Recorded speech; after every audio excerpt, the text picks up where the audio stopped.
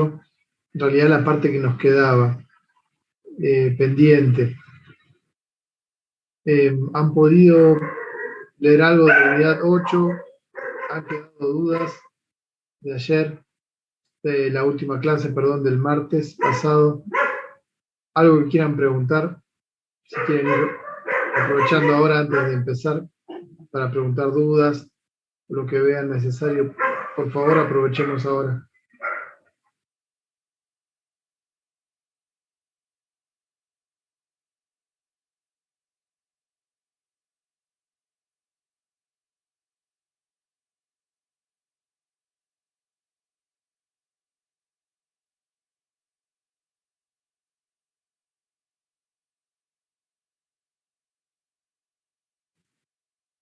Lo que dice Giselle, dice, yo leí la unidad 8. Sí. Bueno, Giselle dice que no entiende bien los gráficos.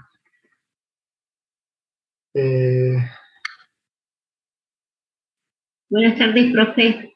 Bien, sí. Ahí, ¿quién está hablando? Gladys. Ahí, un segundo. Ahí por...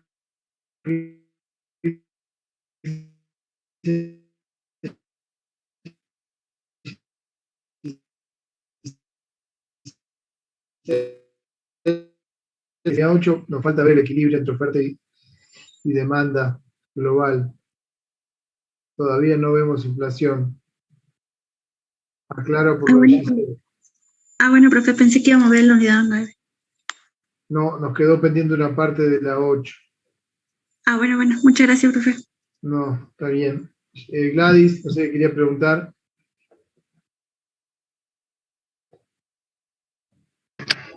Sí, profe, como yo no participé de la última, todavía no se mandó la grabación de la primera parte de la unidad 8, entonces, ¿no? ¿De la parte teórica? Sí, de la parte teórica. Creo que sí, que lo subí. Ahí me fijo de nuevo por las dudas. Porque estaba desarrollando el práctico y no vi nada de teoría. Va la grabación. El 12. 12 fue la clase. 12. A ver. Ya me fijo. Creo que sí que lo había subido, pero espere.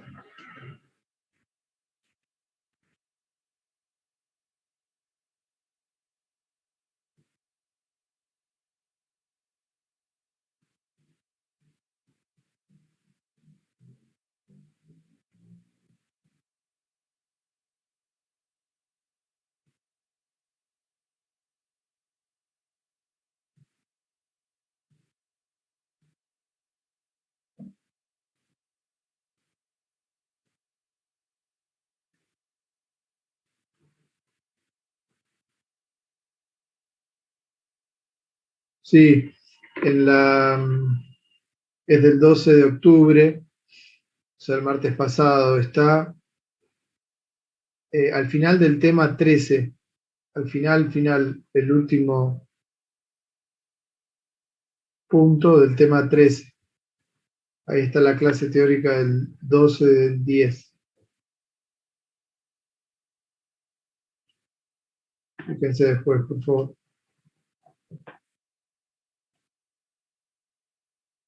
Bueno, entonces aclaramos esto. Inflación es la próxima unidad. No sé si había otra consulta, duda de lo que ya vimos. Perdón, profe, entonces ¿está subido o no? Sí, está subido. Al final del tema 13.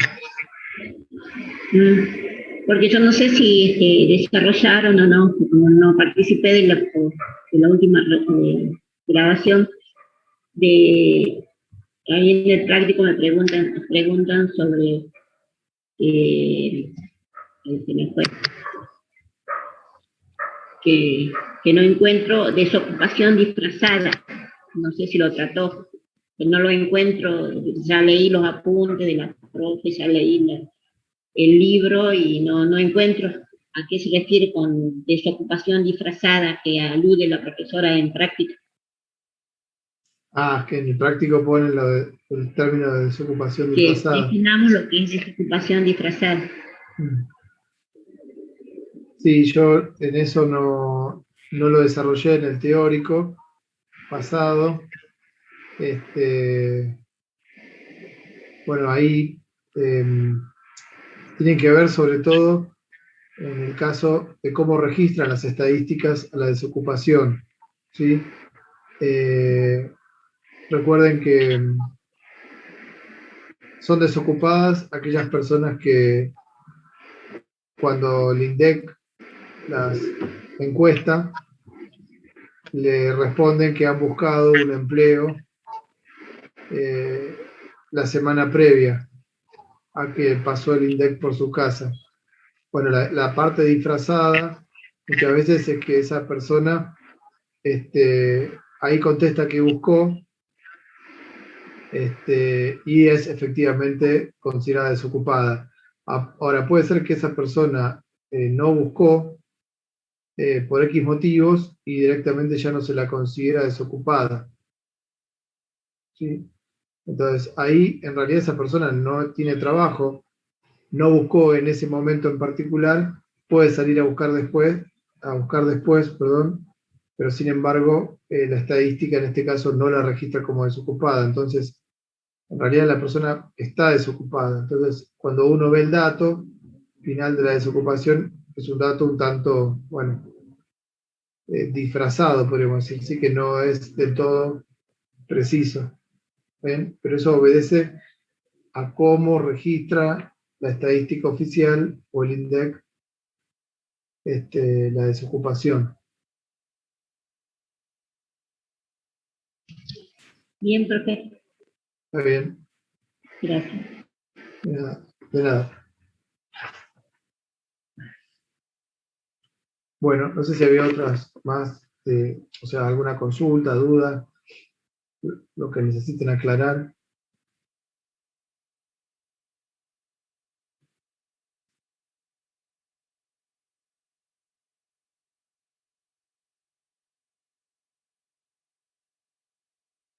Bueno, si no hay nada, arrancamos. No, como decía recién una compañera, profe, quería ver si podía repasar un poco, estamos confundidos en cuanto a los gráficos de los 4 cuadrantes, donde la profesora Jure pone las dos teorías, la teoría clásica y la teoría keynesiana. Entonces ahí, bueno, ya nos dijo la práctica que era todo un conjunto de todo lo que vimos, pero se mezcla ahí ya entre las curvas LS y M, y después con la desocupación o la ocupación y el nivel de empleo, ya estamos mareados. Ahí ya me perdí. Bien. Si Bueno, podría hacer un resumen así, más o menos, ¿no? sí, Tenemos que poner. está bien, por lo que dice Gladys, vamos justamente a ver hoy esa última parte de la unidad 8, donde llegamos al equilibrio entre oferta y demanda global y vemos la parte gráfica de los dos casos, clásico keynesiano. Así que sí, hoy vamos a ver eso. Sí, así que lo vamos a aclarar. Denme un segundito que arreglo una cosita y ya seguimos.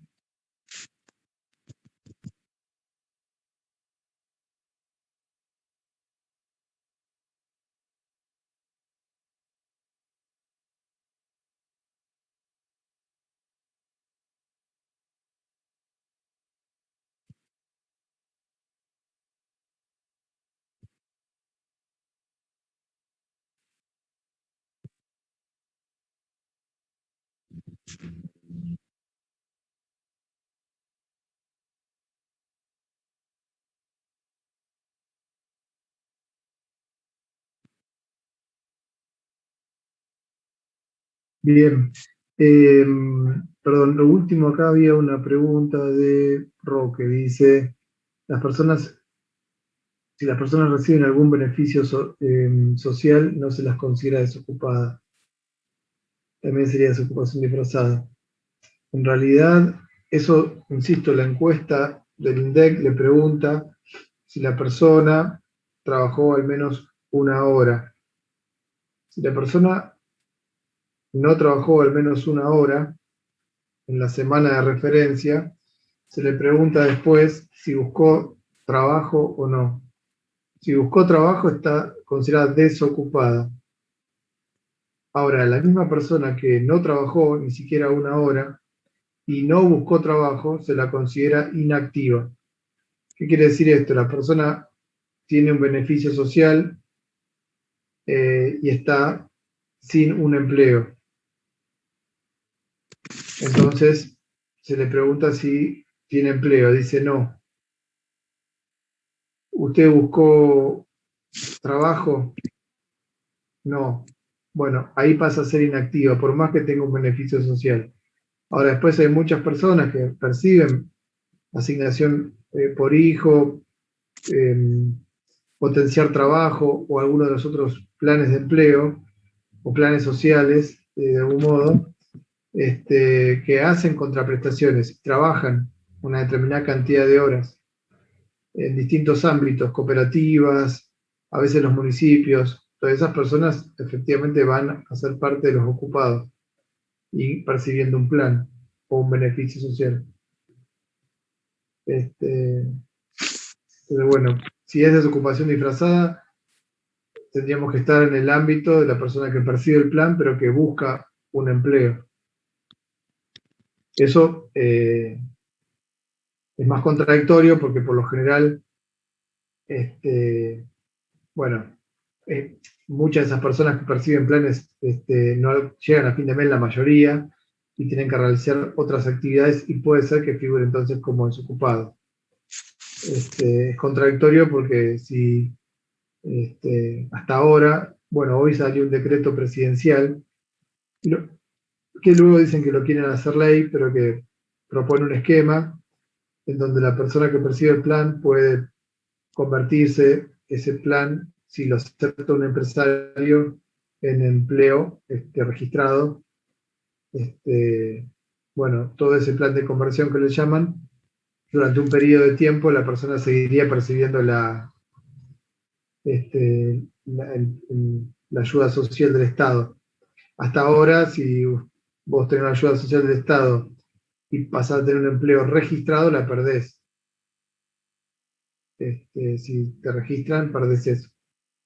Entonces, bueno, muchas veces eso es contradictorio en el sentido de que la persona no tiene empleo, percibe un plan, y si trabaja lo hace en negro o no registrada para no perder esa ayuda que es un complemento dentro de todo un esquema laboral, bueno, altamente inestable, precario, etcétera, etcétera. Bueno, entonces, acá el concepto, insisto, es de acorde a cómo registran las estadísticas. En la teoría propiamente dicha, ustedes vieron dos conceptos. Uno, según los economistas clásicos, que consideran que el desempleo es involuntario, o sea, depende del trabajador estar desocupado, y esto por lo general obedece a personas que renuncian a un trabajo para buscar otro, o un momento de desocupación muy breve en el tiempo, en donde la persona puede cobrar algún seguro de desempleo, o sea, está dentro de un ámbito de trabajadores que tienen ciertas condiciones, pero que rápidamente en el transcurso de 2, 3 meses ya consigue otro empleo. Entonces, la teoría clásica, la concepción que tienen es que, o al menos definen así, al desempleo como algo involuntario, o sea que, perdón, como algo voluntario, o sea que depende de la voluntad de la persona, del trabajador en este caso. Bueno, y el desempleo que ustedes ven después, con la crítica de Keynes, a raíz del contexto que vive Estados Unidos, Europa y otros puntos del mundo, con altos niveles de desocupación por la crisis del 30, decir, bueno, en realidad la voluntad del trabajador es trabajar, busca empleo, incluso está dispuesto a aceptar en muchos casos salarios menores, pero sin embargo no, los empresarios no están dispuestos a contratarlos, ¿está bien? Entonces, bueno, ya no depende de la voluntad, sino que es involuntario. Esas son las dos formas de empleo. Después vimos Marx, que él plantea que el propio sistema capitalista, y yo lo expliqué en la clase pasada, a raíz de la competencia entre distintos capitales, van, en muchos casos, o como dinámica más general, van adquiriendo nuevas tecnologías que reemplazan trabajo humano por máquinas, y ese reemplazo implica que se vaya construyendo cada vez más un volumen de población trabajadora que no tiene empleo y que está ahí a la espera de ser contratada en algún momento. Incluso hay momentos donde ese sector ya se transforma en un desocupado permanente o estructural, o sea que puede ser que toda su vida no haya tenido un empleo formal, sino que haya sobrevivido en base a ayuda del Estado o changas o algún tipo de trabajo temporario, ¿no?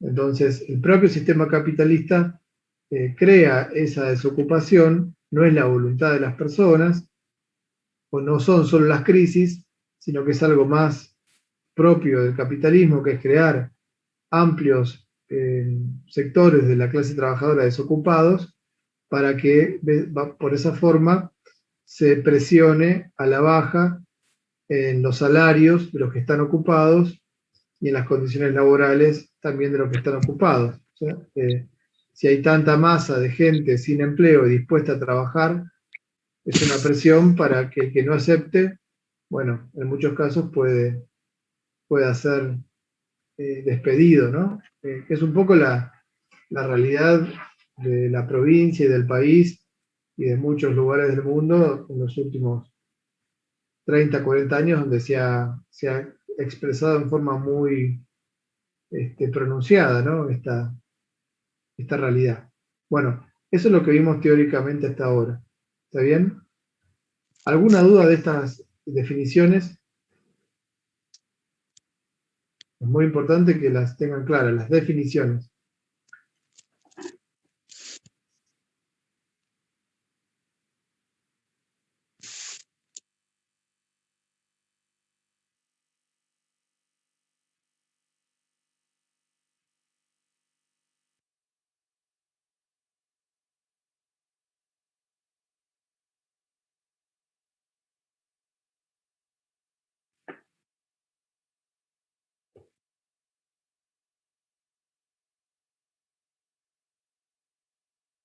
Por lo que pregunta Carlos, de repetir lo de Marx. O sea, para Marx, a diferencia de los economistas clásicos y el propio Keynes, el desempleo no es una decisión voluntaria del trabajador, ni tampoco un hecho derivado de un momento particular de crisis significativa o gran depresión, como definía Keynes, sino que más bien, asumiendo que las personas que son trabajadores o los que somos trabajadores asalariados, somos trabajadores asalariados porque es lo único que podemos ofrecer para sobrevivir, que es nuestra fuerza de trabajo, vender esa fuerza de trabajo, esa capacidad. No tenemos propiedades inmobiliarias, no tenemos tierras, no tenemos capital, empresas para contratar gente, trabajadores. Entonces, al trabajador no le queda otra que ofrecer su fuerza de trabajo en el mercado y esperar a ser contratado. Entonces, bajo esa definición, el sistema capitalista son los empresarios los que definen los volúmenes de empleo, porque son ellos los que toman las decisiones de inversión, más allá después que el Estado pueda asumir un papel más o menos preponderante, o con empresas propias, o con la propia actividad del Estado, que también demanda fuerza de trabajo, pero siendo los empresarios en última instancia los que dirigen el proceso de producción y demandan, son los que definen la demanda de empleo, y esos empresarios compiten con otros, y en esa competencia, para ganar esa competencia, se ven muchas veces llevados a vender más barato, y para vender más barato tienen que acelerar los tiempos de producción e incorporar máquinas, nuevas tecnologías. Bueno, esas máquinas y nuevas tecnologías por lo general desplazan fuerza de trabajo, o sea, desplazan o reemplazan el trabajo del hombre. Entonces, ese trabajo reemplazado no necesariamente es reabsorbido en su totalidad por otras actividades u otros empresarios. Entonces, el propio sistema va creando niveles de desocupación, de trabajadores que están a la espera de ser contratados. Entonces él maneja un concepto que es el de ejército industrial de reserva. Yo les dije que eso es una metáfora, ¿se acuerdan? Una metáfora porque, bueno, ejército no necesariamente es un ejército, son trabajadores que, como todo ejército, los que no van al frente de batalla y están esperando, están en la denominada reserva, son reservistas. Bueno, estos reservistas son trabajadores que están a la espera de ser llamados. Y eso es una cuestión estructural. El capitalismo va creando permanentemente ese ejército industrial de reserva. Y agrega él incluso que hay una parte de ese ejército que ya ni siquiera se podría decir, dice él, que está en la reserva, que en algún momento lo van a llamar para trabajar, sino que puede permanecer permanentemente con el paso del tiempo sin tener un empleo y sobrevivir por distintas vías. Entonces, él habla ya de una desocupación estructural, o si uno ve el conjunto de la población, ¿no? Toda la población que está en edad de trabajar, que nosotros vimos que la estadística la llama población económica activa, la PEA. Bueno, esa población económica activa, dice Marx, va a haber toda una parte que los empresarios no la necesitan. No la necesitan para hacer sus negocios, o sea, no necesitan su fuerza de trabajo para hacer sus negocios. Entonces es una fuerza de trabajo sobrante. Por eso él habla de población sobrante. O sea, no es que la población sobra en sí misma, obviamente, pero que sí sobra respecto al volumen de trabajadores, trabajadoras que necesitan los empresarios para producir. Bueno, entonces habla ya de un comportamiento, de un sistema o un modo de producción histórico, social, que crea, por último, el concepto es que al capitalismo, a los empresarios en realidad, no al sistema en sí, pero al sistema que defienden los propios empresarios, dice Marx, le conviene tener tanta gente desocupada. Sí, le conviene. ¿Por qué? Porque justamente esa gente presiona para que los que sí están ocupados acepten salarios más bajos y peores condiciones de trabajo, porque el empresario dice, bueno, si no te gusta, va a venir otro o muchos otros y otras a hacer lo que vos estás haciendo ahora. Si los sindicatos no defienden a todos, a los ocupados y desocupados, más aún eso le sirve a los empresarios. O si solamente defienden a los ocupados, saben ellos que también la presión de los que están afuera también es fuerte. Entonces, bueno, al sistema que defienden los empresarios, el capitalismo, le conviene, dice Marx, que exista toda esa masa de gente desocupada. Porque obviamente sacan diferencia bajando salarios, extendiendo la jornada de trabajo, quitando derechos, pueden, justamente, bueno, el problema del trabajo no registrado, con el Estado también que no hace controles, bueno, entonces todo eso le permite al empresario sacar mejor resultado, mejorar sus ganancias, ¿está bien? Bueno, eso es un poco la explicación de Marx, que es bastante distinta desde el punto de vista de las causas y las consecuencias de lo que dicen los clásicos y Keynes. Bueno, para seguir un poco más y cerrando la unidad, hay que ver que estas definiciones luego son muy importantes porque va a aparecer un mercado laboral, ¿sí? Una oferta y una demanda de trabajo. Nosotros dijimos que, ¿se acuerdan quiénes ofrecen trabajo? En la sociedad, ¿quiénes ofrecen trabajo? La familia. Bueno, vimos muy bien el esquema de las familias y vamos a hablar de los propios trabajadores, ¿no? Que ofrecen su fuerza de trabajo, habían dicho ustedes la otra vez. Bueno, y los empresarios son los que demandan. Entonces ustedes tienen ahí lo que decía Gladys hoy, esos cuadrantes. Bueno, tienen un primer cuadrante que es el del mercado de trabajo. Nosotros vamos a prestarle mucha atención al comportamiento del mercado de trabajo, porque en estos modelos justamente las diferencias de enfoque clásico keynesiano parten de asumir cómo se comporta ese mercado de trabajo. Bueno, ¿se acuerdan qué decían los clásicos respecto al mercado de trabajo?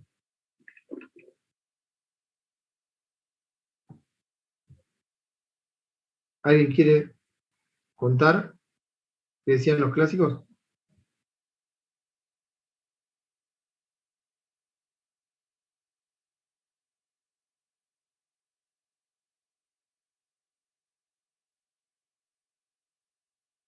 ¿Alguien se acuerda de los clásicos que decían? Decían que había una competencia perfecta acerca del mercado de trabajo, que el salario se regulaba por el mercado. Sí, muy bien, Cintia. ¿Y de qué tipo de salario hablaban? El salario, creo que era del real, que era W sobre el nivel general de precio, que era lo que alcanzaba para comprar la canasta básica, creo, la canasta de bienes. Bueno, bien, ahí aclaremos algunas cositas. Sí, ¿Salario nominal? ¿No es? en los clásicos, por lo que dice Julieta, no, ojo. En los clásicos es el salario real, ¿sí? Y se habla de un salario, no, o sea, no, ahí no se aclara qué tipo de salario es. O sea, no se hace en los clásicos no hacen una aclaratoria de el volumen de ese salario real, cuánto permite comprar, si permite comprar o no la canasta familiar, por ejemplo. No hay una discusión en ese sentido. Se asume que hay libertad de que cada uno decide cuántas horas trabaja y que cada uno de esa forma maximiza la utilidad en su consumo con el salario que con el ingreso que percibe su salario. El que quiere trabajar más, trabaja más, y el que quiere trabajar menos, trabaja menos. O sea, se supone que hay una flexibilidad muy grande en ese sentido. Aclaro esto por lo que decía Cintia. Todo lo que dicen los clásicos, ¿no? Bueno, y los salarios nominales entran dentro del esquema de Keynes. Consideren que Keynes va a hacer énfasis en que en realidad los trabajadores dice él, no se comportan observando el salario real, sino lo que efectivamente cobran. Y muchas veces, bueno, dice Keynes, no van a ser del todo conscientes de que puede haber una suba de precios y que efectivamente su salario real o el poder de compra del salario caiga. Bien, lo que dice ahí Julieta, la ilusión monetaria. Muy bien. Entonces, volvemos. Primera definición, mercado de... Ahí, disculpe, Sí. en el caso de Keynes, puede ser que plantee como que los sindicatos presionan para fijar el salario nominal. Claro, vimos que en Keynes, Keynes dice, bueno, existen sindicatos, esos sindicatos presionan, defienden esos salarios nominales, sobre todo, entonces no hay una plena flexibilidad.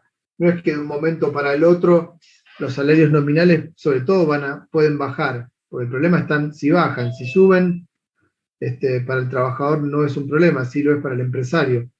Pero los sindicatos van a defender que los salarios nominales no bajen, ¿sí? Al menos. Entonces, él habla de una rigidez de salarios hacia abajo, ¿no? Son rígidos a que desciendan. Muy bien, eso es Keynes. Entonces, partiendo de ese equilibrio en el mercado de trabajo, entre oferta y demanda, ustedes ven después cuál es el nivel de salario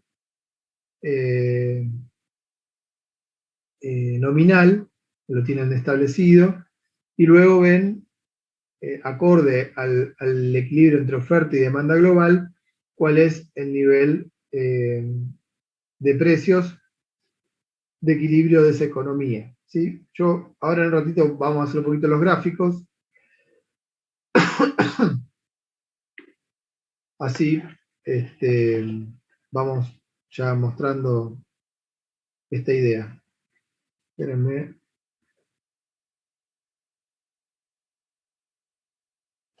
Ahí está.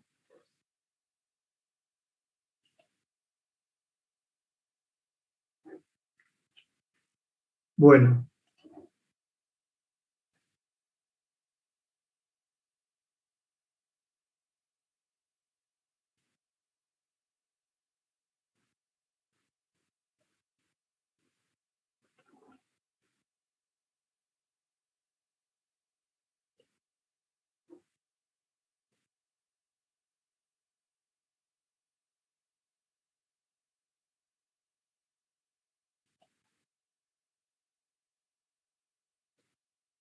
Bueno, los cuatro cuadrantes, acá lo que es importante, insisto, es que en esta construcción todo comienza en el mercado de trabajo, ¿sí? Ustedes acá tienen una curva así, y tienen una curva, voy a ver, el difícil del mouse, algo así, ¿bien? Tienen entonces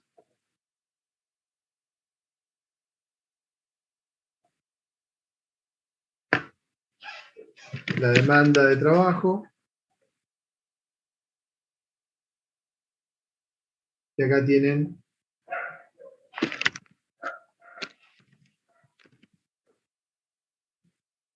ahí,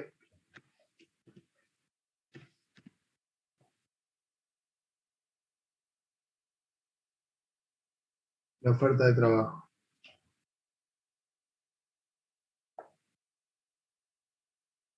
Bien.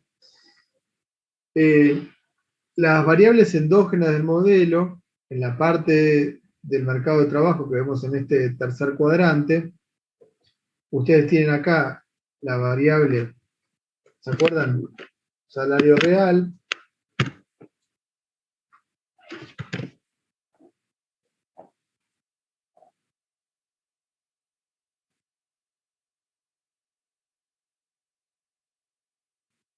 Salario real. Y en este otro eje de las ordenadas tenemos el nivel de empleo, ¿sí? Como en todo mercado tenemos precio, el precio de la fuerza de trabajo, ya dijimos, es el salario, en este caso el salario real,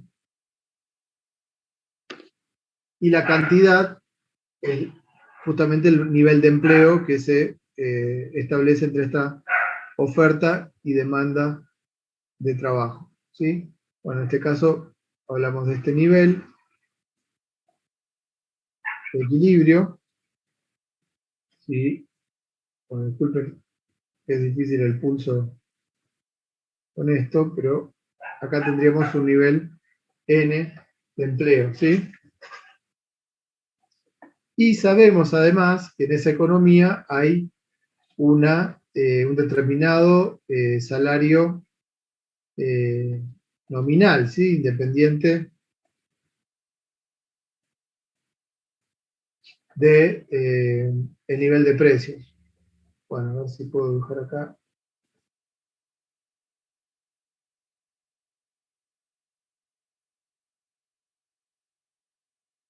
Vamos a hacerlo mejor.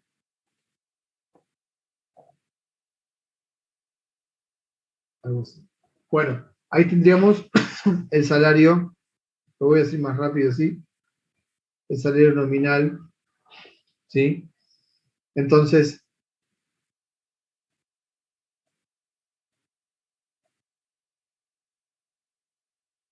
aquí en este mercado de trabajo se asume que se llega a un equilibrio, se establece en este punto un salario real, WP, de equilibrio. A ese salario real le corresponde, por un lado, un salario nominal, y me falta, ¿qué variable del salario real? Ya tengo el salario nominal, ¿qué variable me está faltando? Nivel general de precios. Muy bien, el nivel general de precios. Bueno, ¿cómo llego al nivel general de precios? Acá nos está faltando la curva o la función de producción, ¿sí? Que ya habíamos hablado de ella. Algo así. Perdón, se me fue al final ahí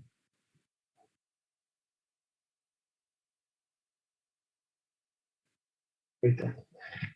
Hablamos de una función de producción, eso o sea, cuando comentamos, trabajábamos con los esquemas de microeconomía, ¿sí? En el corto plazo estamos hablando que la función de producción depende del empleo, porque se asume que en el corto plazo los volúmenes de capital son fijos, entonces esta función de empleo, ¿sí? Pongo así rápidamente, esto es igual, por función de n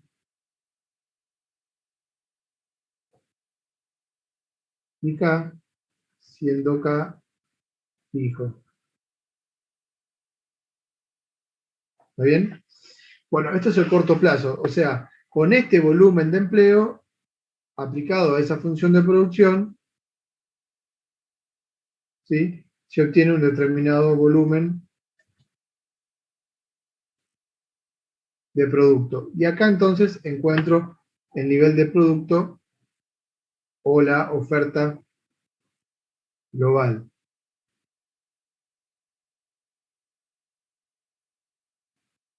Bueno, una vez que ya tengo la oferta global, vamos a ponerle acá.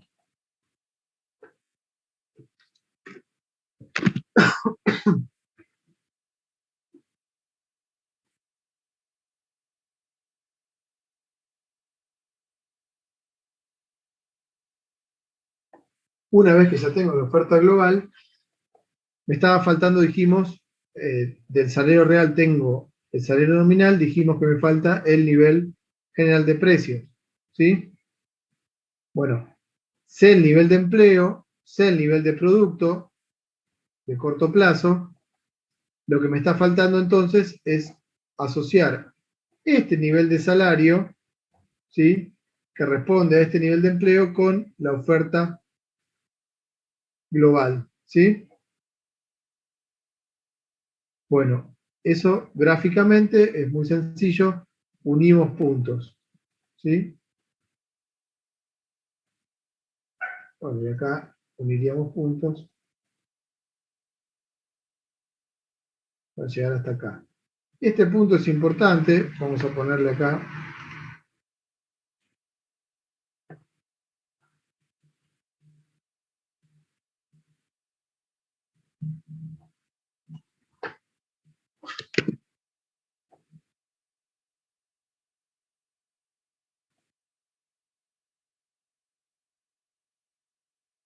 Bueno, queda medio grandote, pero mejor se vea. Ese punto A me está mostrando entonces un equilibrio teniendo pleno empleo, ¿sí?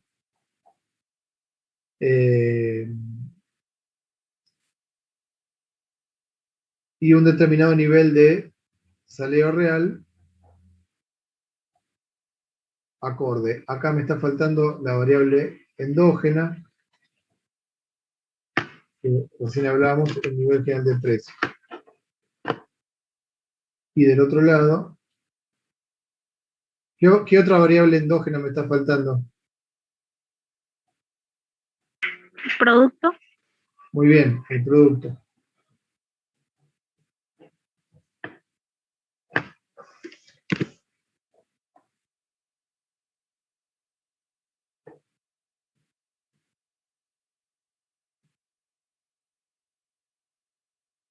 Bueno.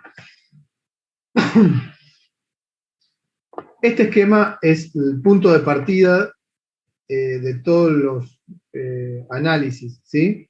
Siempre partimos de esta situación de equilibrio. Si acá queremos hacer para ver el mercado laboral, ¿sí?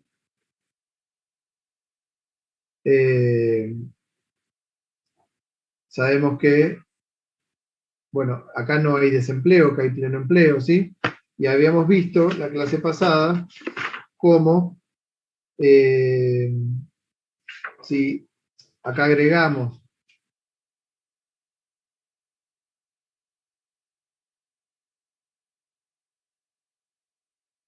no está agregado, pero sí lo vimos en la clase pasada.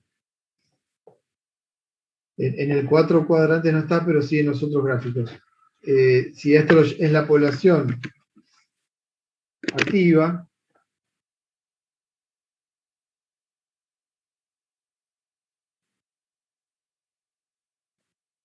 bueno, ustedes ya saben que la diferencia entre la población activa y este nivel de equilibrio del empleo, esta diferencia es el desempleo involuntario.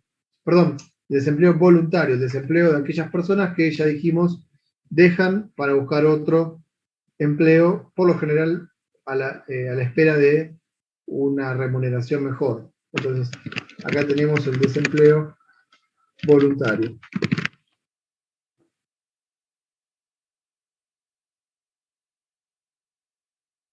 Digo, entre este punto y este punto de equilibrio.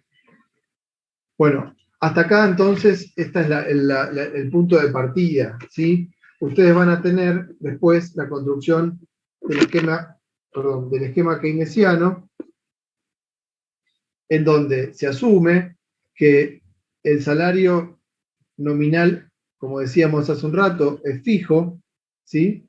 Entonces, si hay, por distintos motivos, suba en el nivel de precios, ¿sí? Si nos desplazamos, por ejemplo, a un punto por acá, sube el nivel general de precios.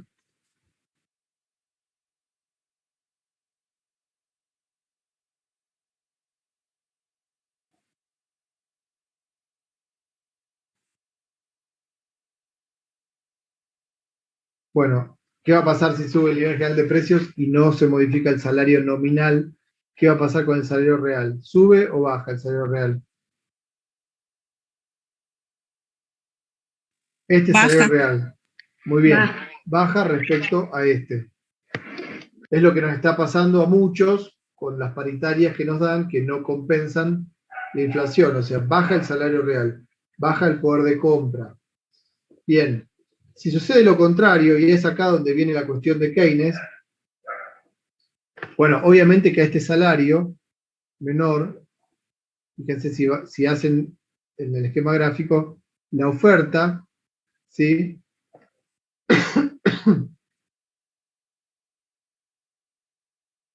Es menor que la demanda, ¿sí? Obviamente a los empresarios les conviene contratar más trabajadores con un salario real menor y los trabajadores van a estar menos dispuestos a trabajar. Ahora, si el nivel de salarios baja respecto al punto A,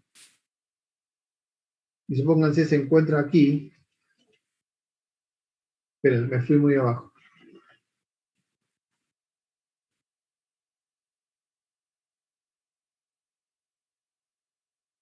Pónganse este punto de precio más bajo que A, el precio correspondiente al punto A de equilibrio, el salario real en realidad ahora va a subir.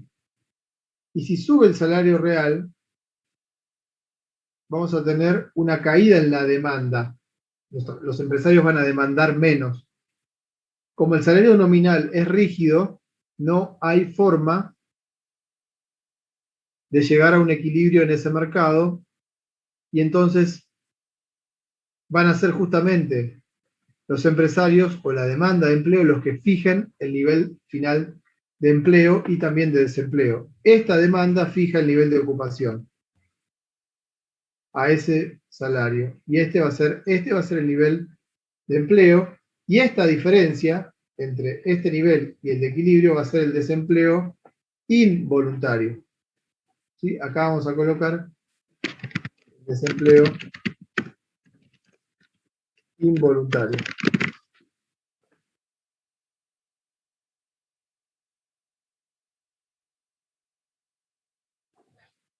¿Hasta ahí me siguieron? Sí, profe. Bueno, perfecto. ¿Qué nos queda ahora? Bueno, ¿qué pasa con este nivel de empleo? Con el nivel de producto. Llegamos acá a la función de producción y encontramos un nivel de producto menor al de equilibrio. ¿Sí? Menor. Entonces, unimos este nivel de precios con este nivel de producto. Estaríamos hablando de un punto así, lo hago más grande para que se note, no por otra cosa. Bueno, entonces, este nivel de actividad es menor que el nivel de pleno empleo, es menor, ¿sí? Dice Keynes, bueno, evidentemente, si estamos con un esquema de sindicatos que defienden los salarios para que no bajen, hay cierta baja de precios y suben los salarios reales, y son los empresarios los que van a demandar menos empleo, bueno, vamos a estar en una economía que va a estar funcionando con desempleo involuntario y con un nivel de actividad menor al de pleno empleo. ¿Hay equilibrio, dice Keynes? Sí, hay un equilibrio. Nada más que no es un equilibrio con pleno empleo y con el máximo nivel de oferta de producción o de ingreso posible en el corto plazo. Entonces,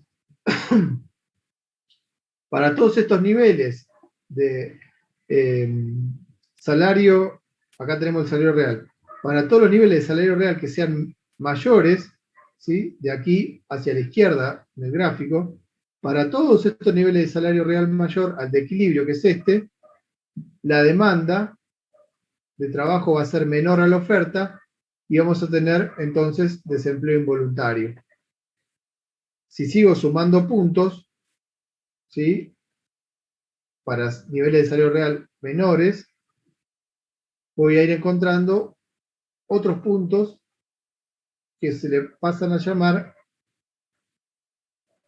de una oferta elástica o gráficamente que conforman una oferta global quebrada en este punto.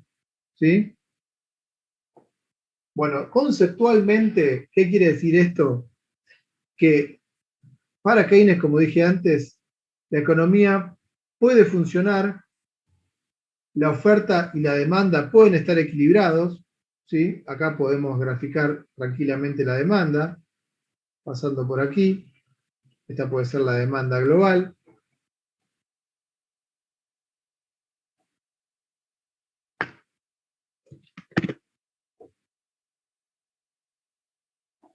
Esa puede ser la demanda global. Ahora, perdón, ese equilibrio, sin embargo, en el corto plazo, deja a la economía con desempleo involuntario y deja a la economía con un nivel de actividad menor al potencial que tiene esa oferta, según la oferta global y según la función de producción de ese entonces. ¿Qué quiero decir con esto? Según el estado de la tecnología, de la productividad del trabajo y el volumen de capital existente en el corto plazo. ¿Sí? Bueno, ¿hasta acá alguna duda?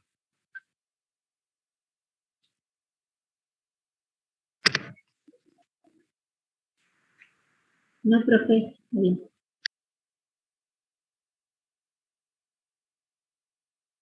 Bien.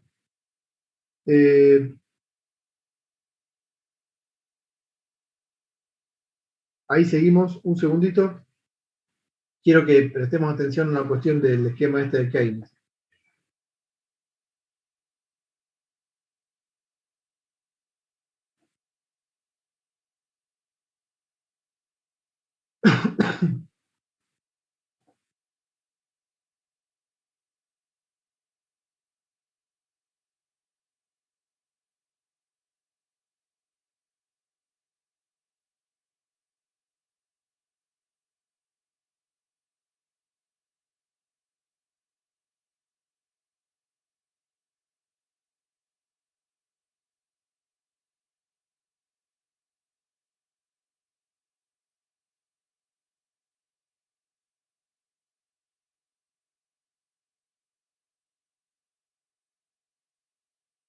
Bueno, lo que les quería decir, y que esto registren por favor para cuando hagamos los exámenes y todo.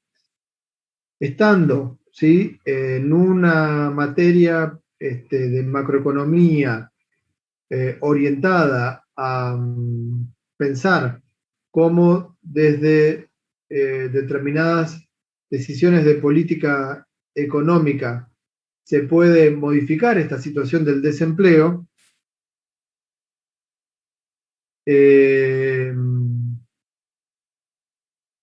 entonces todo lo que sea pensar cómo eliminar o conducir a la economía a otro nivel de empleo, o sea, tratar de disminuir el desempleo o aumentar el nivel de empleo, ustedes siempre tienen que pensar que si se plantea esta cuestión de qué política es la más conveniente, la más eficaz, bueno, pensando en el problema del desempleo para eliminarlo o para reducirlo, siempre traten de pensar que lo que le estamos planteando es que la economía está funcionando en el tramo elástico o en el tramo quebrado de la oferta global. O sea, hay desempleo involuntario, entonces hay que conducir la demanda global hacia el punto A. O sea, hay que ir conduciendo, perdón, no sé, hay que ir conduciendo la demanda global con distintas medidas hasta llegar a ese punto A de pleno empleo. ¿Sí? Entonces, esta cuestión del enfoque keynesiano es el que fundamenta después las políticas para llevar a la economía del punto donde hay desempleo involuntario a la eliminación de ese desempleo involuntario. Eso como objetivo. ¿Está bien? Bueno, eso para que ustedes se ubiquen.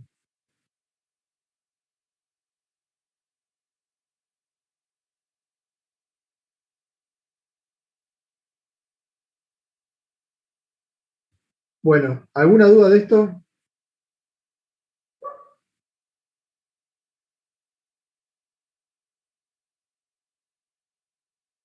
¿no? Profe, recién lo que estaba planteando, no sé si me anticipé o no. Usted todavía no habló en cuanto a la deflación que provoca la desocupación, o sí. No, Eso no me quedó claro en la teoría.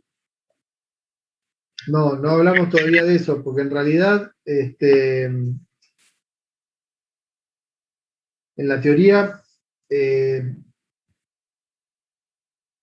no se termina de plantear un contexto deflacionario, más allá de que el momento de Keynes, de ese momento particular de una gran depresión, sí hubo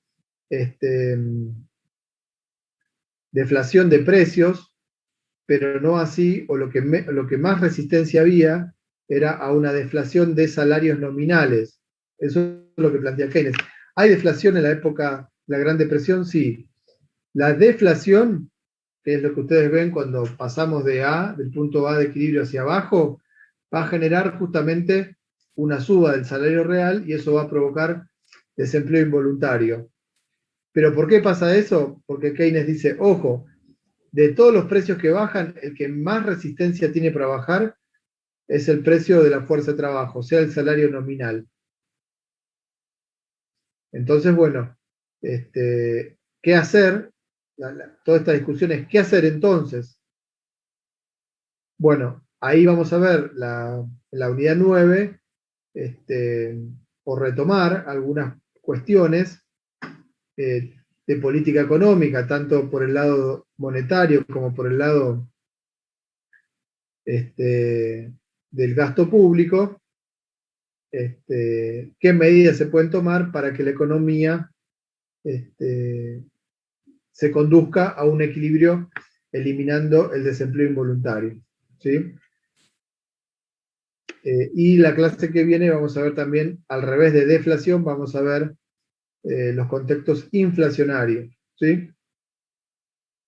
Bueno.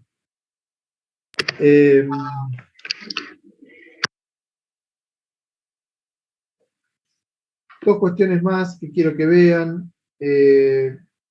Ustedes en la guía tienen después cambios que se pueden dar en la oferta global, ¿sí?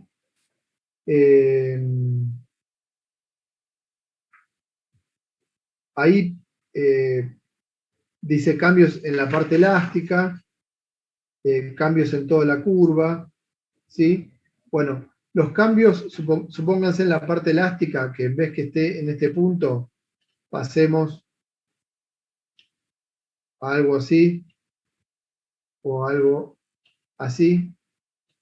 Bueno, esos cambios van a depender, en última instancia, de que no solamente se modifiquen los precios, en este caso hacia arriba, sino que exista también una flexibilidad en los salarios nominales, ¿sí? Para que se den esos movimientos en la parte elástica, esos desplazamientos. Para que haya esos movimientos, para que haya desplazamientos de la curva, o sea que estemos hablando de una curva, supónganse que se desplace hacia la derecha, ampliando el nivel de actividad.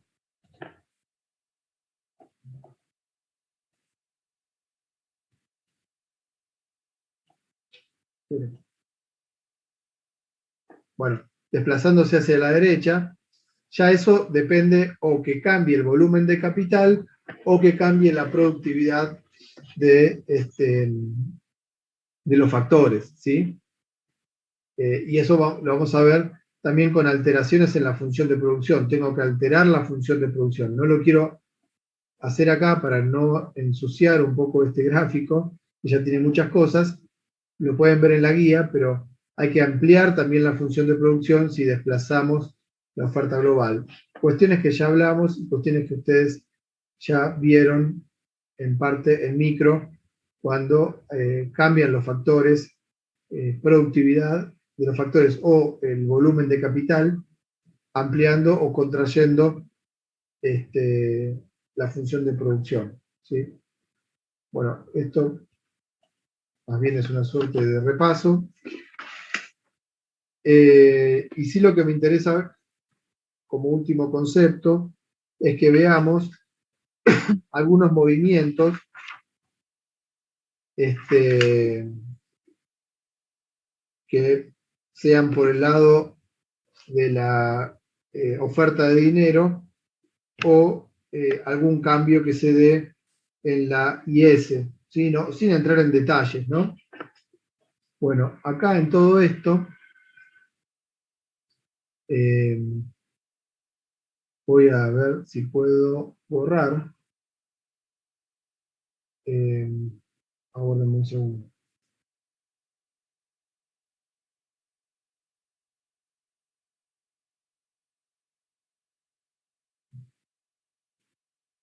Bueno, está, borramos todo. Vamos a empezar de nuevo.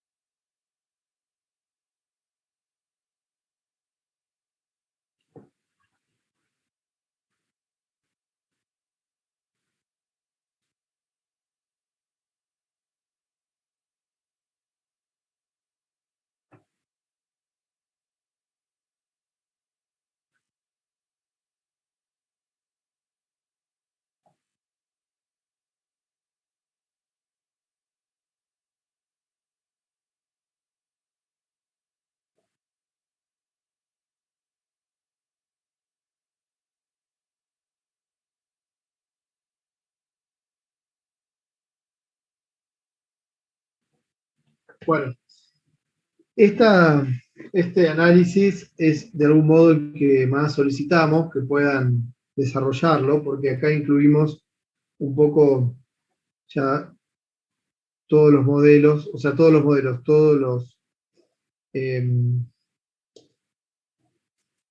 el concepto de equilibrio general que vimos en la unidad 7 con ISLM y ya el equilibrio entre oferta y demanda agregada, ¿sí? A ver si puedo.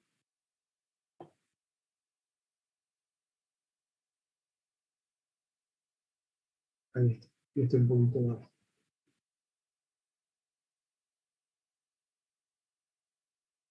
Bueno, algo así. Bueno, entonces, el esquema clásico es tal vez más sencillo. Vamos con el esquema el esquema keynesiano, ¿sí? Ustedes ahí siempre vamos a trabajar con una curva, perdón, LM para reflejar el equilibrio en el mercado financiero, una curva IS, bueno, la podemos hacer un poco mejor ahora.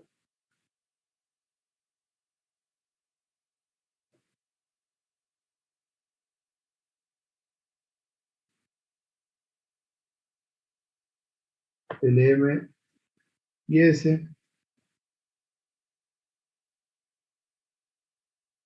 Bien. Nos faltan las variables endógenas. ¿Se acuerdan cuáles eran las variables endógenas del equilibrio general de ISLM? El ingreso y la tasa de interés. Bien, la tasa de interés, en qué eje la ubican?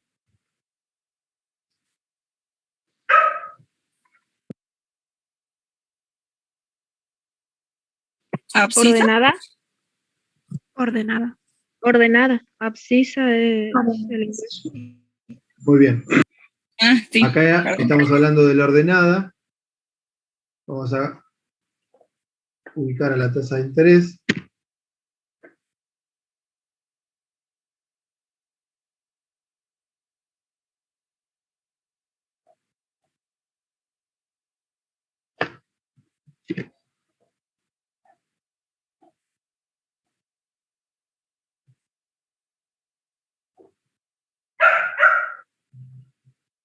Bien. Bueno. Acá para que hagan los gráficos, ¿sí? Tienen este equilibrio, ya para ganar tiempo, ¿sí?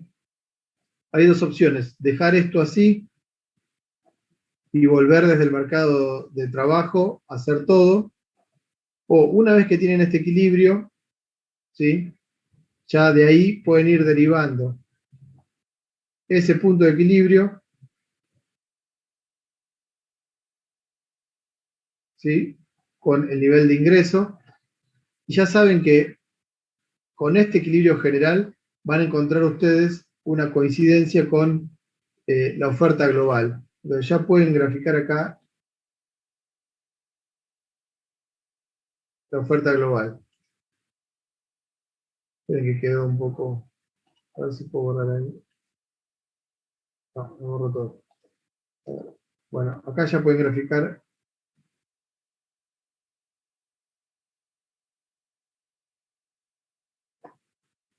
la oferta global.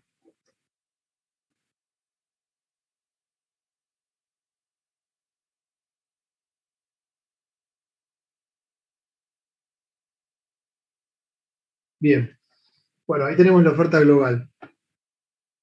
Entonces, vamos a ponerla acá, si ya no nos olvidamos, oferta global.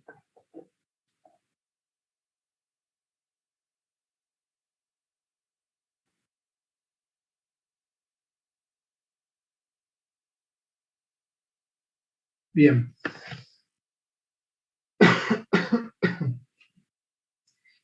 En el caso de la cartilla les habla de un aumento en la cantidad nominal de dinero, ¿sí? Y si no, una disminución en la IS, ¿sí? Bueno, vamos a tomar el último caso, el de la disminución de la IS, que es el que eh, los, los ubica en justamente esta situación del desempleo involuntario, ¿sí? Si tenemos que mostrar una disminución de la IS, ¿sí? Vamos a hacer algo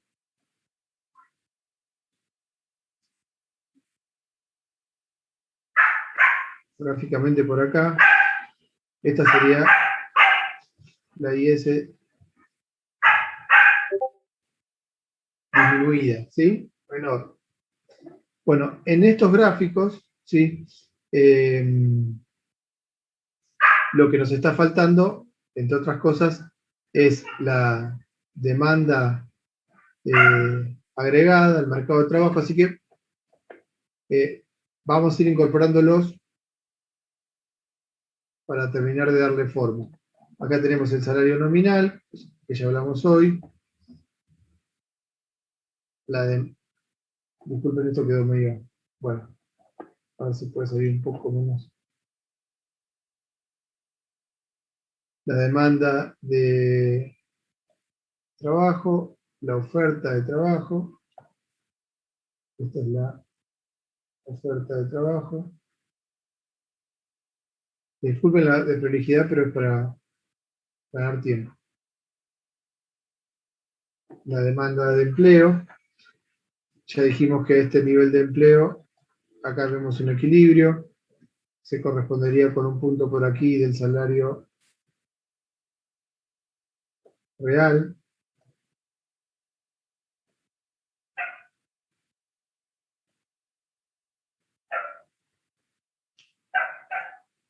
Hablaríamos de este nivel de precio, nos faltó acá la variable precios, acá repetimos la variable ingresos. Bueno, entonces, estaríamos hablando de este punto de equilibrio que hoy llamamos A. Vamos a volver a poner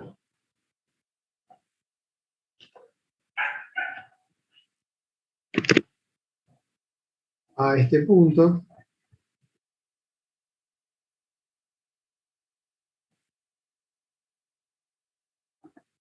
Bien, y nos falta la función de producción.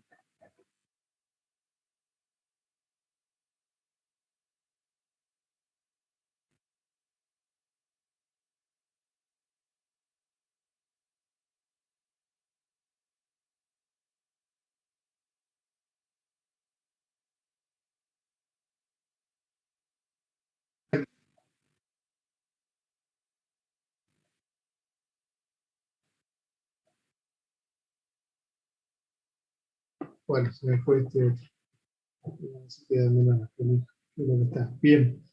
Bueno, este nivel de equilibrio entre oferta y demanda de empleo fija este nivel de empleo, y para ese nivel de empleo, bueno, nos falló acá.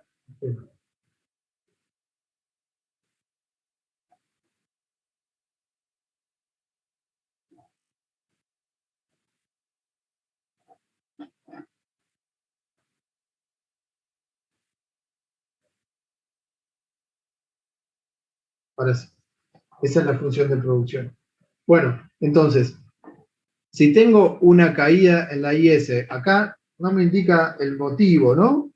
Después le podemos dar un motivo, puede ser una reducción del gasto del Estado, eh, un aumento de impuestos, ¿sí? O cualquiera de las otras variables que tengan impacto, puede ser las importaciones, las exportaciones. Bueno, si ahí se produce una modificación, vamos a ver entonces cómo esa IS se desplaza hacia la izquierda, ¿sí? Y ahí entonces tienen un nuevo equilibrio, ¿sí? Con la LM. Acá lo que nos faltó introducir acá abajo, ¿sí? ¿Qué nos está faltando acá en este cuadrante? La demanda global. Muy bien. La demanda global que la tendríamos que haber ubicado pasando por este punto, ¿no?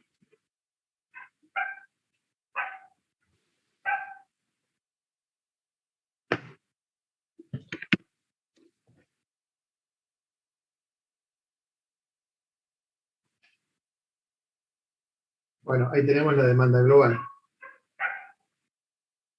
Entonces, una disminución de la IS me impacta disminuyendo también la demanda global. Entonces, vamos de nuevo, tendríamos que estar haciendo una demanda global menor, ¿sí? Y esa demanda global menor me está mostrando un nivel de precios menor también al del punto de equilibrio que correspondía a. O sea, imagínense, cae la demanda de la economía, hay menor demanda, eso presiona a la baja a los precios. Lo que hoy decía Gladys, bueno, una deflación si esto se mantiene a lo largo del tiempo y en forma permanente. Entonces, baja el nivel general de precios. Ahora, si estamos con salarios rígidos, en el esquema keynesiano, los salarios sabemos que no van a modificarse, ¿sí? Entonces, a este nivel de precios, vamos a encontrar un salario real a este nivel, ¿sí? Bueno, y a este nivel la demanda de empleo es esta. Bueno, ahí tendríamos entonces efectivamente el nivel de empleo. Fíjense que este es el nivel de equilibrio, este es el nivel de empleo real. La diferencia es desempleo, ¿cómo? Esta diferencia, ¿cómo lo Involuntario. llamo? Muy bien, involuntario, muy bien. Bueno, a este nivel de empleo, entonces, ¿qué nivel de producción le corresponde? Vamos hasta la función de producción, vamos hasta el nivel de actividad, ¿sí? Y encontramos entonces este nivel. Y acá teníamos el nivel de precios, cruzándolo, estaríamos en un punto por aquí aproximadamente.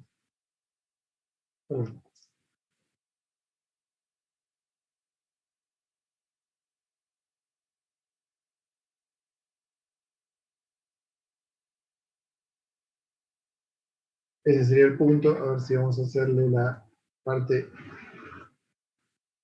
elástica. Bueno, salió bastante bien.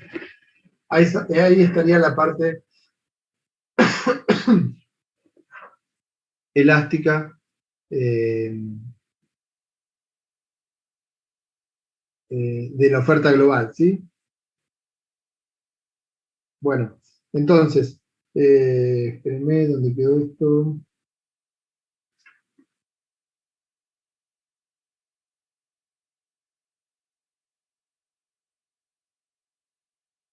Bueno, lo que nos está faltando acá es que este nivel de precios que bajó, ¿a quién afecta cuando baja el nivel de precios? ¿A qué otra variable afecta? A la LM. Sí, ¿y por qué?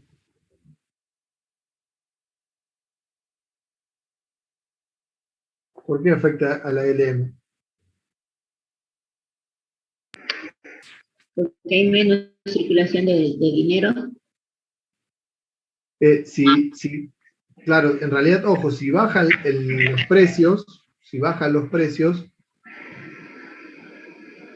la oferta de dinero respecto a los precios sube. ¿Sí? La oferta real de dinero sube. ¿Sí? Acuérdense, M mayúscula sobre P. Si P baja, la oferta real de dinero sube. Bueno, vamos a tener una LM que se va a desplazar. A ver si lo puedo hacer. No, pero estoy con la parte. Vamos a tener un LM que se va a desplazar así. Se va a ampliar. ¿Sí? Esa es la LM prima.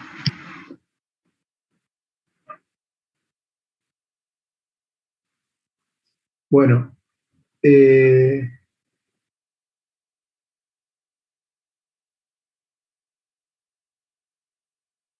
yo lo que voy a hacer, esperen, para que nos quede mejor el gráfico.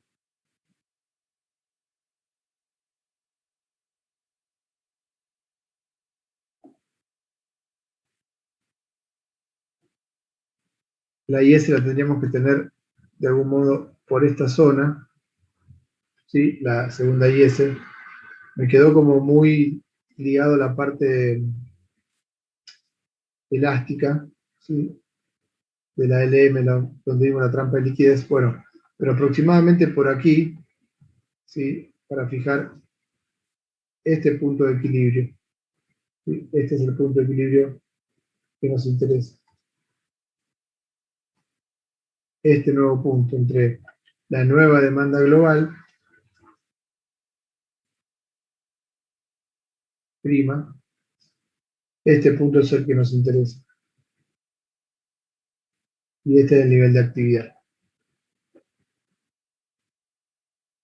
Bueno, finalmente la economía se va a ubicar en un punto de desempleo también voluntario, ¿sí? Pero, bueno, y con un nivel de actividad menor al del equilibrio, ¿sí? Entonces, tenemos dos movimientos.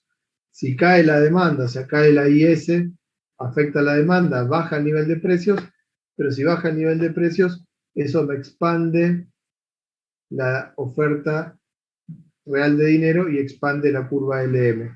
Entonces, ese efecto expansivo es un efecto contrario al otro que es contractivo en el nivel de actividad.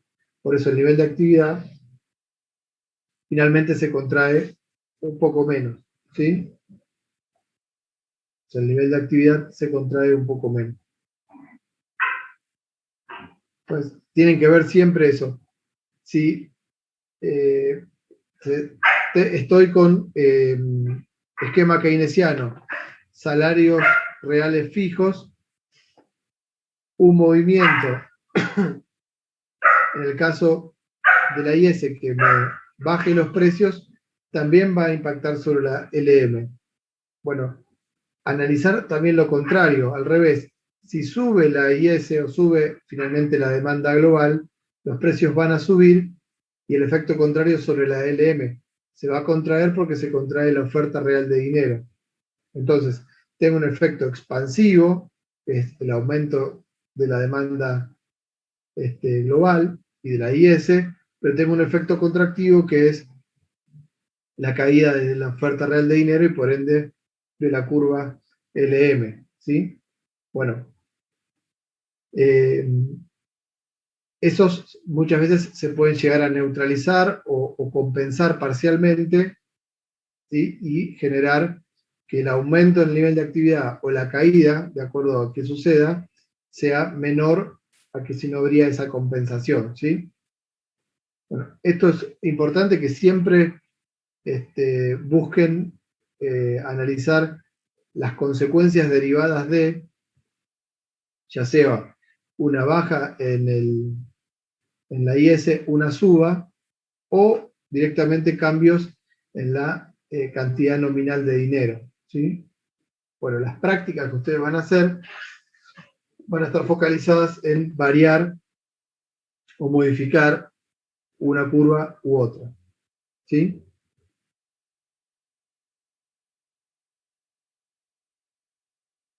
Bueno, esto hasta acá, en relación a estos equilibrios que se dan entre oferta y demanda global en el corto plazo. Van a poder ver después en la guía una oferta global de largo plazo que lo que hace ya es incorporar las expectativas de precios, ¿sí? Y tienen una fórmula.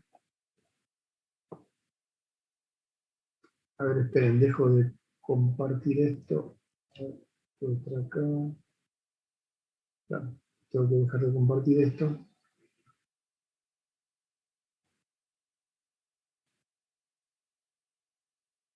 Bueno, escribo acá. Tiene una fórmula que es I, el nivel de actividad o de oferta es igual a I, que acá no le puedo poner, pero tiene es I de largo plazo, le pongo I LP, I de largo plazo, con el minúscula I de largo plazo. Esto es más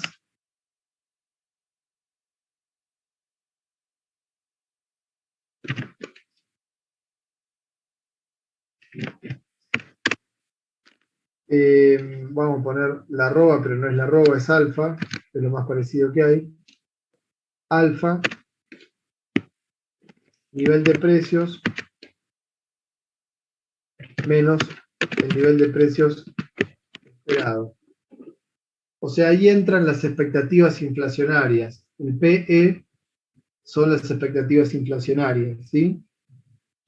La arroba, que en realidad es alfa, es un coeficiente de elasticidad de cómo, cuánto impacta esa diferencia entre el nivel de precios y los precios esperados. Entonces, que es una economía en donde el nivel de actividad va a tener en el nivel de actividad económica o en la oferta global de largo plazo va a impactar las expectativas de inflación. O sea, fíjense que hay un signo más. O sea, a ese nivel de oferta global se le suma, se le incorporan las expectativas de inflación. Si yo espero, si PE, precios esperados, son más altos que el nivel de precio actual, o sea, espero que haya... Ah, perdón. La veo yo, ¿no? Ahí está, perdón. Bueno, gracias por preguntar.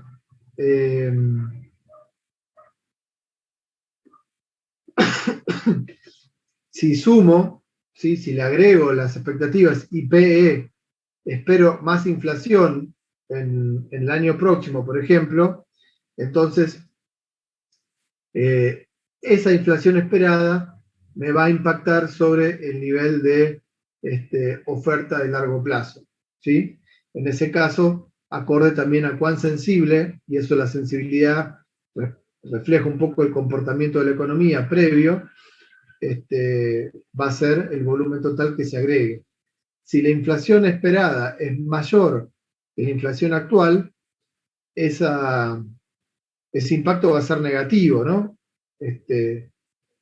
Va a tener un impacto negativo y el ingreso o la oferta global de largo plazo va a disminuir, ¿sí? Bueno, eso es un poco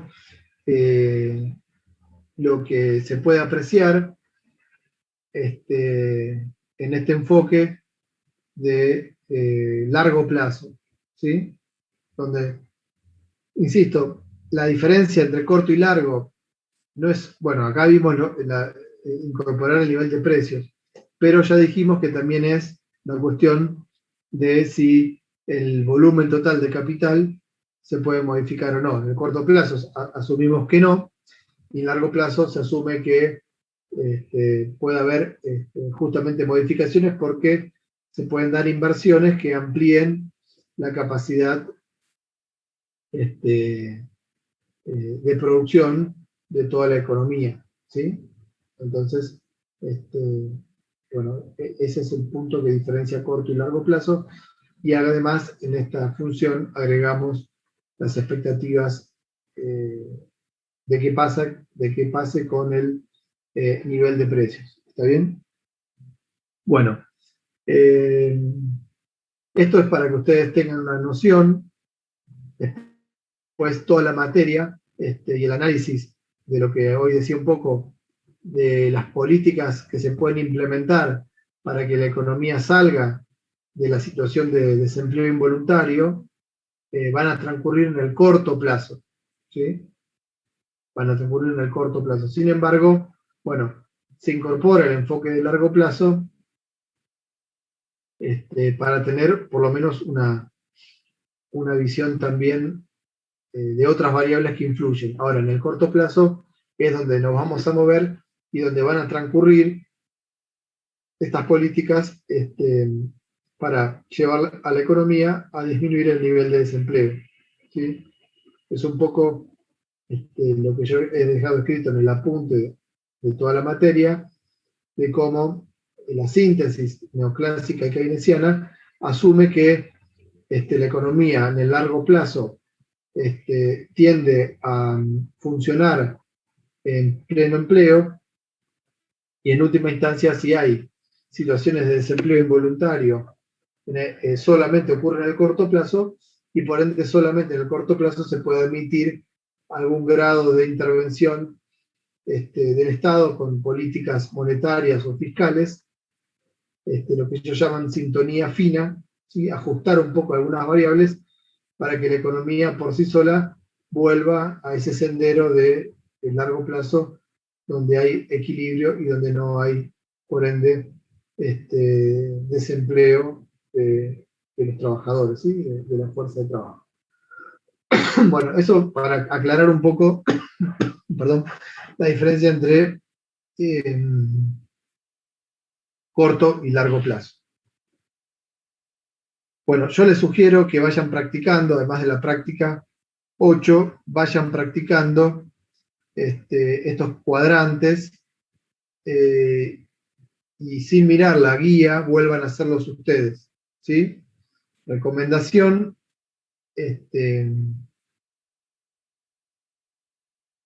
parten siempre del equilibrio en el mercado de trabajo y luego asocian ese equilibrio al equilibrio en la ISLM, bueno, y luego toman un cambio, ya sea en la IS o en la LM, y tratan de ver cómo se modificarían las otras variables. No tengan miedo, agarren todas las hojas que tengan, dibújenlas, practiquen, y ahí es donde van a empezar a salir las dudas. Bueno, y ahí es donde nos tienen que preguntar, ¿sí? Eso es una sugerencia.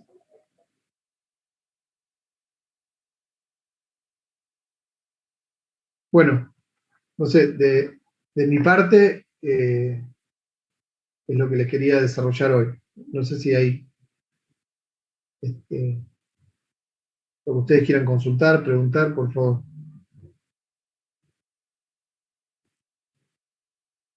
Milagro dice, el parcial va a ser más interpretación. no sé qué sería interpretación. El parcial es parecido a los prácticos, donde ustedes resuelven preguntas teóricas, hacen algún ejercicio. O sea, los parciales son muy parecidos en la forma de que se resuelve a los prácticos. Muy parecido. Ok, mira.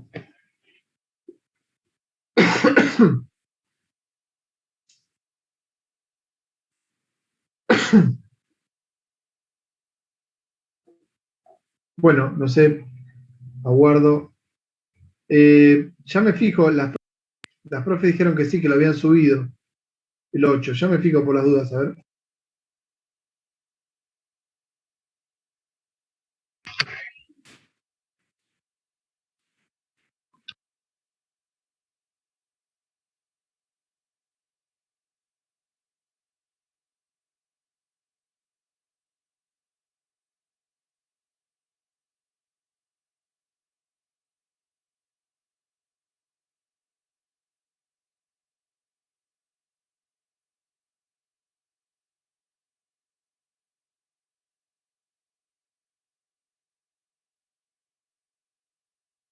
Sí, está subido, el práctico 8. Fíjense abajo, al final de la unidad está subido. Pero insisto, no se queden solo con el práctico 8, agarren la guía y dibujen. Hagan todos los casos.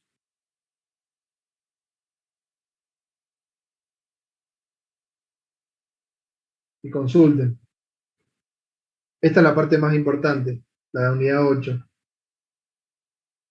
Todas las dudas tienen que salir acá en la unidad 8.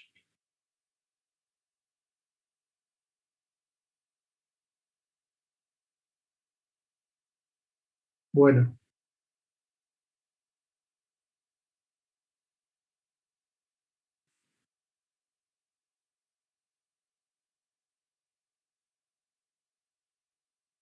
Ok. Hasta luego, dice Giselle. Bueno, si no hay nada más, yo corto la grabación. Profe, disculpe, Sí.